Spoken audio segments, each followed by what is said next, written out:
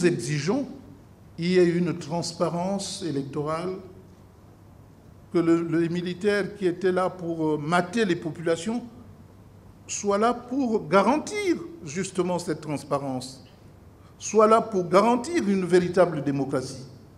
Nous n'en prenons pas le chemin et nous avons tous le devoir dans cette salle et au-delà de cette salle d'exiger cela. Il y va de nos vies, de la vie de nos enfants, de nos arrière-petits-enfants. Je vais vous dire une chose, que lorsqu'il y a quelque temps à peine, l'opposition, j'étais Premier ministre, appelait à un dialogue, appelait à réorganiser les choses. Nous avons fait la sourde oreille, on n'a pas entendu. Et nous voyons à quoi ça a abouti. Et je dis à ceux qui sont au pouvoir aujourd'hui que vous étiez là à mes côtés pour dire non, il ne faut pas les écouter. Et on voit ce que ça a donné. Les mêmes causes produisent les mêmes effets. Si vous réduisez le coût et vous n'entendez pas raison, on arrivera fatalement à la même situation. Parce que nous avons un projet. Ce calendrier électoral que vous appelez processus, c'est bien ça?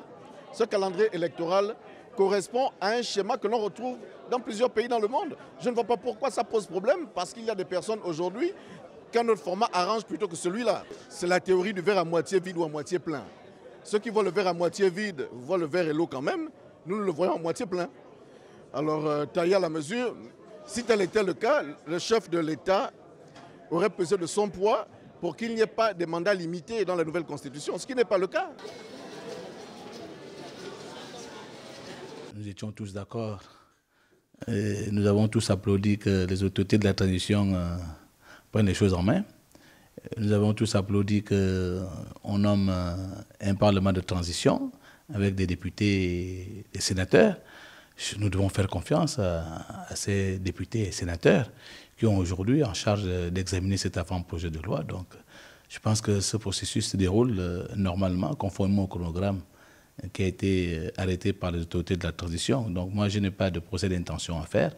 J'attends voir ce qui sortira de la nouvelle loi électorale et j'attends voir comment elle sera mise en pratique, en application, et puis c'est après ça qu'on tirera les leçons.